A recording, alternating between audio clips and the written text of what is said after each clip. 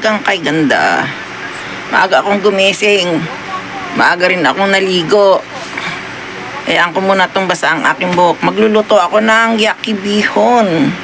Kasi request ni Unit, nung anak ni Unit Chang, ngayon ko nalulutuin at dadalhin ko sa kanya.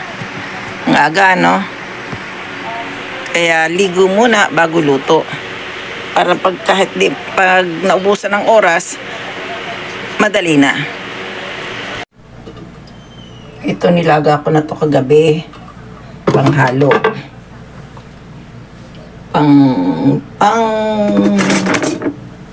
Yan.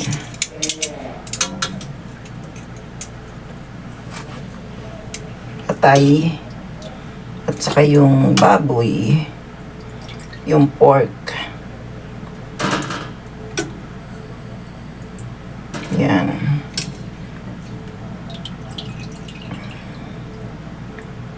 Hindi ko natanggal dito eh.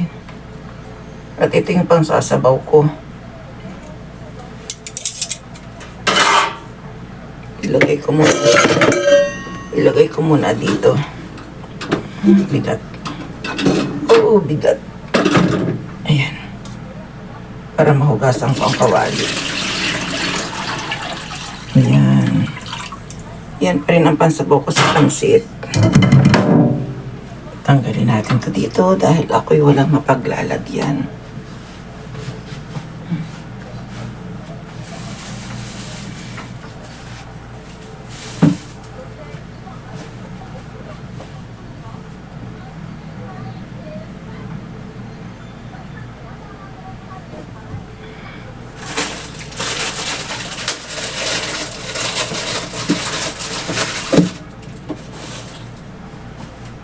Dahil tayo maghahanda ng ganito, ito ang gulay. Pero ang gulay, mamaya ko na ito hihiwain. Kasi maliit nga ang kusina ko. Sandali lang.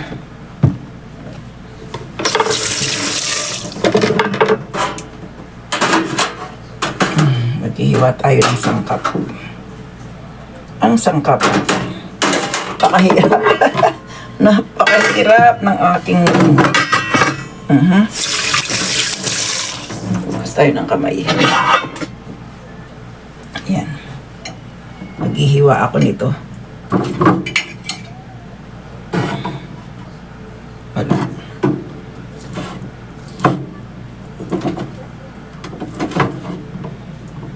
Nagkataon yung anak ni Haponesa ay nangihingi nito. Kaya ayan. Nilaga ko muna yung atay para hindi madurog.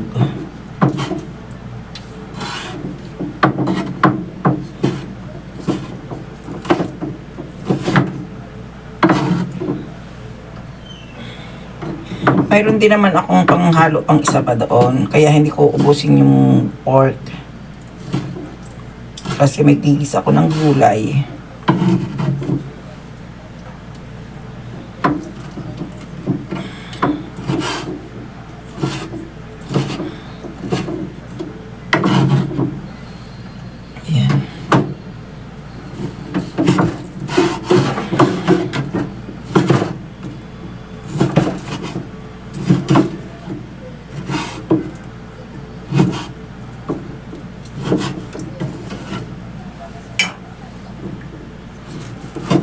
Kalahating kilo lang siguro lulutuin ko.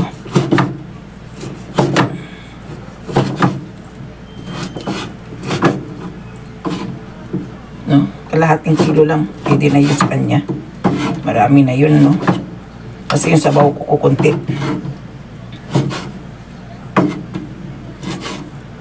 Try natin. Tingnan natin kung ano. Ayan. Ito ititira ko to para sa aking lulutuin. May lulutuin kasi akong tira kong kundol. Igigisa ko mamaya sa hipon. Yan. Tago muna natin to. Tapos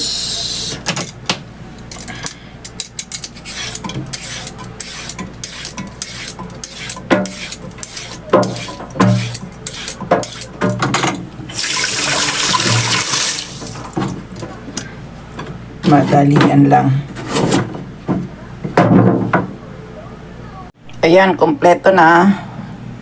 Ayan, mayroon akong chicken. Binili ko to, dati nang nakaganito. Ito yung mga pinagduluhan. Pero okay lang naman kasi hindi naman ako, para hindi na ako maghuhugas.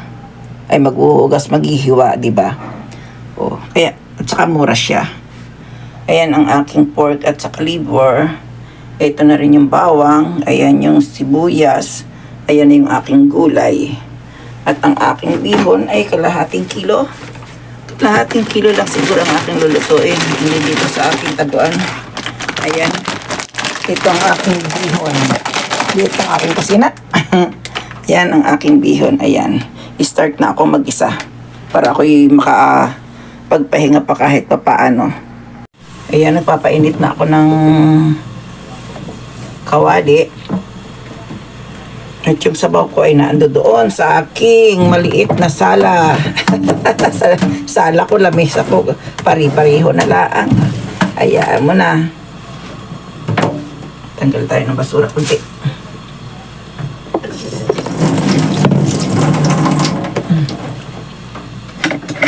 Hintayin natin mawala ang ano.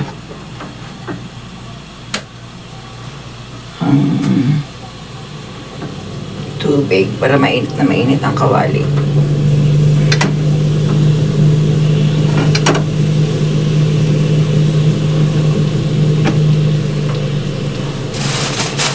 Buti na lang mayroon pa akong konting toyo.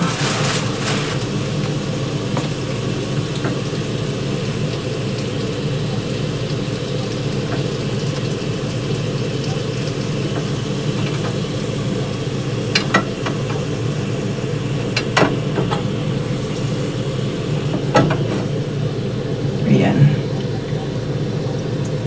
Tansya ang mantika. Ang aking mantika. Ayan. Unahin ko ang bawang. Para masaya.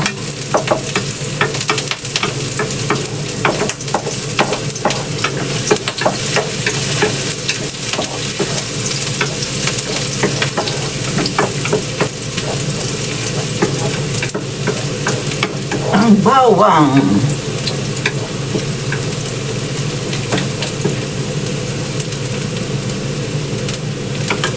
Sunod natin ang sibuyas.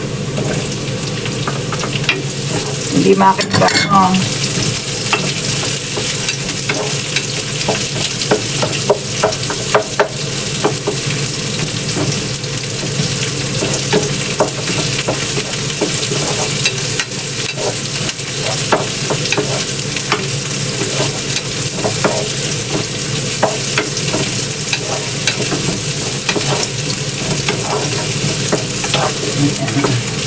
Gantahin lang natin ang konti ang sibuyas. Dito ang ating black pepper. At ilagay natin itong parang ano. Hindi ko na rin iuubos kasi marami to.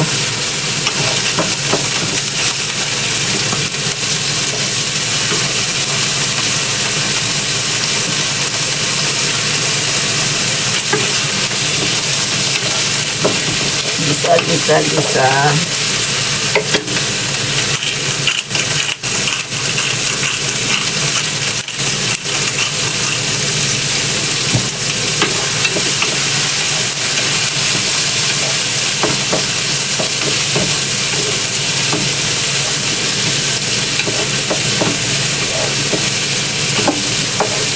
Ihalo na natin ito.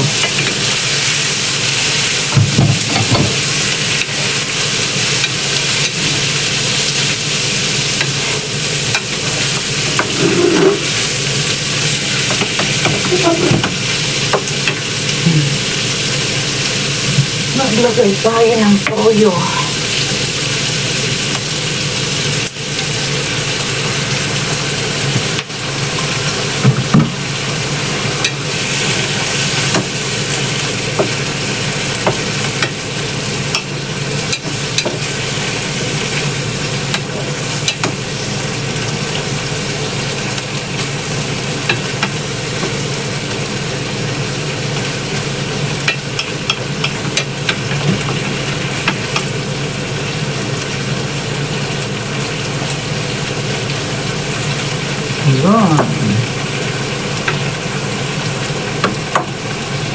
toyo.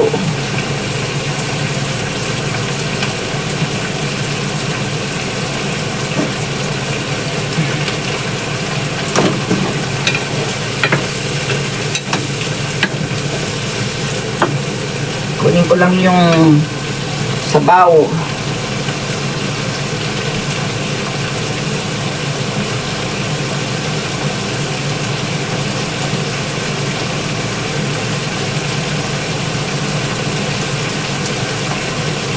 Yan.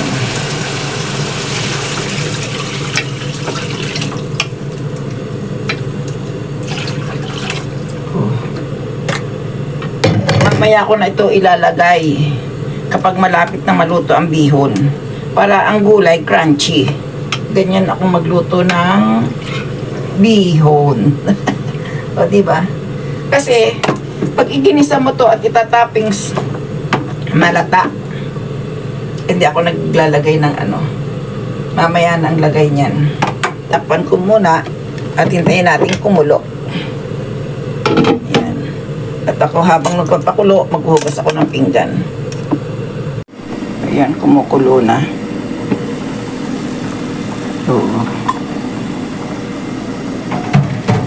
Ating tatansyahin ang paglalagay ng bihon. Siguro kalahating kilo pwede dito.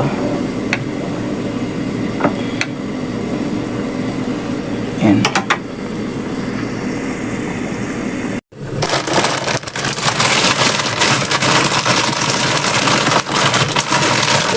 Maglagay ng bihon.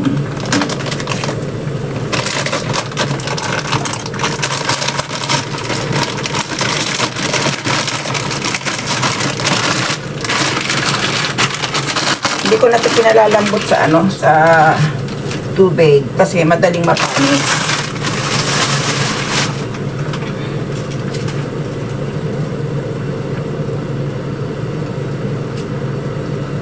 Ay, pwede din. Pwede ang 1 kilo Pwede lutuin ko ng lahat.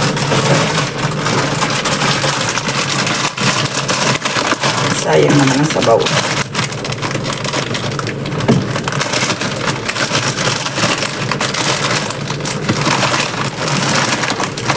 Ilang grams ba ito? Wala yata itong kalahating kilo.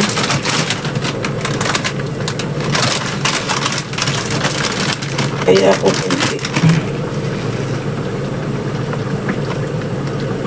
Yan.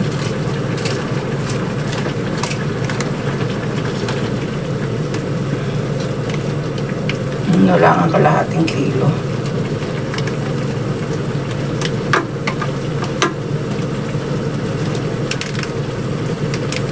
Taga Singapore pala to. Galing Product of Taiwan. Bago. Ako'y nalulo. Product of Taiwan. Wala kasi ditong yakibihon.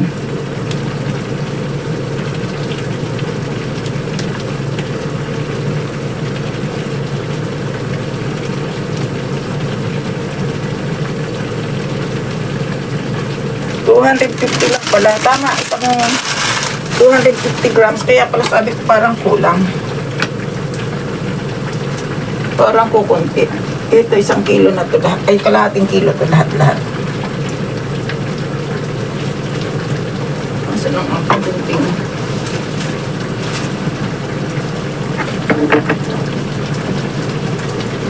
Repeatin natin para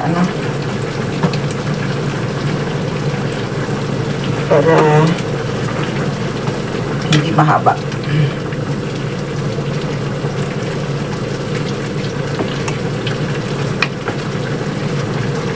Hintayin lang natin itong tama lang itong sabaw. Tikman nga natin.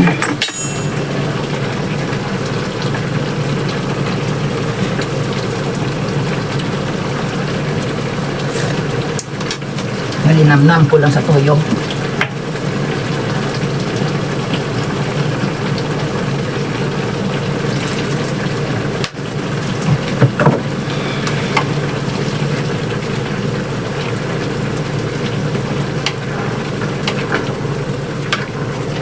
Buti pala 2 yung nabili ko. Mahahaba.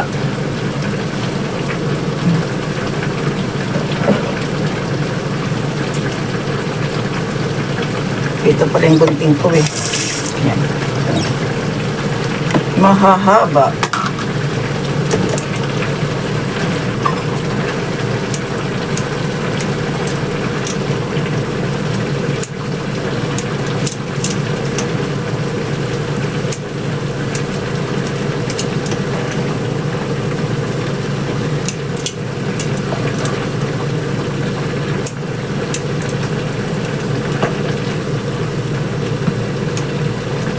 Yan, pwede na yan. Tapos ulit ako.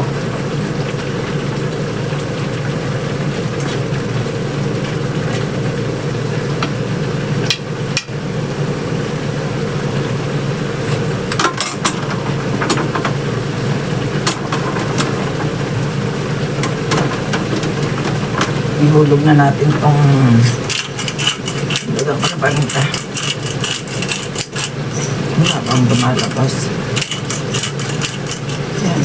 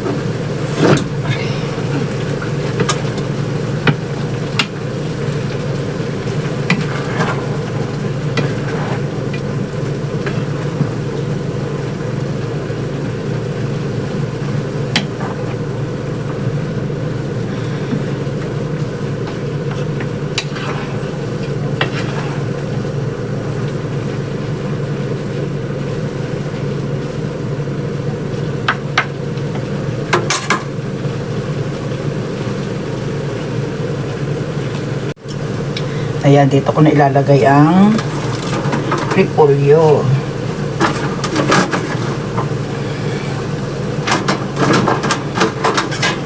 Para crunchy. May naiiwan pang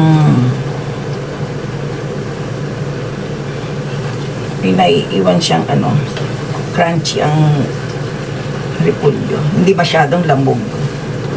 Ano ba yun? Hindi masyadong luto. Ang repolyo kasi pwedeng kainin hilaw. Kaya hindi kailangan isama sa pagluluto, sa pagigisa. Ayan. Konting mekos-mekos na lang ito.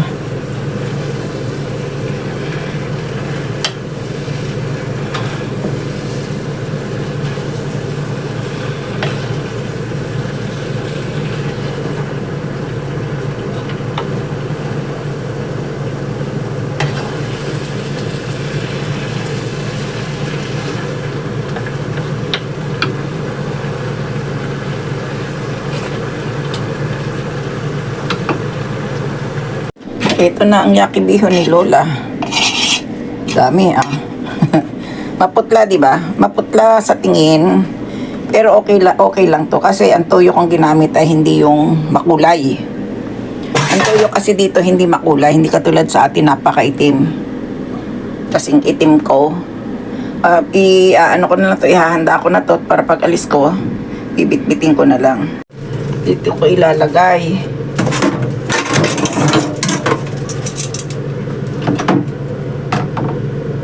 Magsawa siya sa bihon.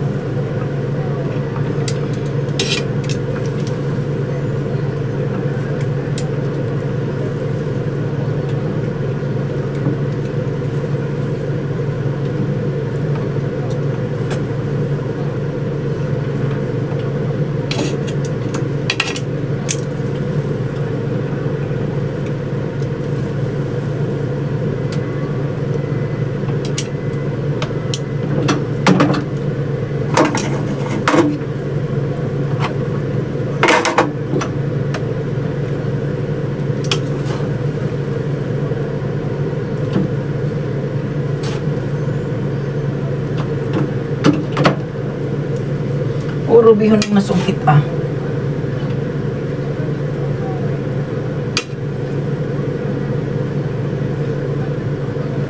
Yung laman, nasaan ka?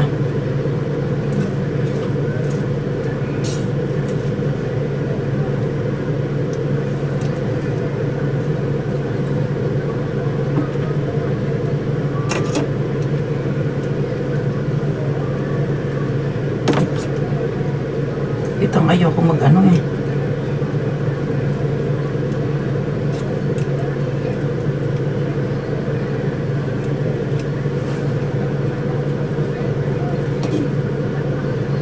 Kasi pag hindi naman sinama sa pakulo ang sahog, eh, hindi rin maganda. No? Kaya kasama sa sahog, kasama ang ano, para masarap. Ayan na, nakaibabaw na yung sahog niya. Tama na to. Puno na oh. Kanya to oh. Para sa anak niya daw. Ayan. Ito na ang aking bihon with coffee. Oh, full of cream. At daming cream ano. Naparami. Walang magagawa. Ayan, ang paggatas na to hindi na coffee. Ayan.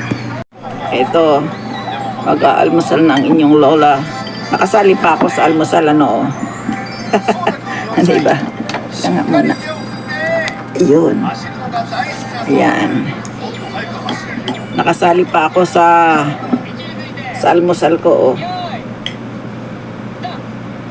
250 grams lang pala yung isang supot. Kaya sabi ko parang kukunti. Kunting mekas lang. Tingnan mo ang kanyang ano. Tama lang. May crunching na iiwan. Yeah, bye-bye. Pinagpagisan ako umagang umaga.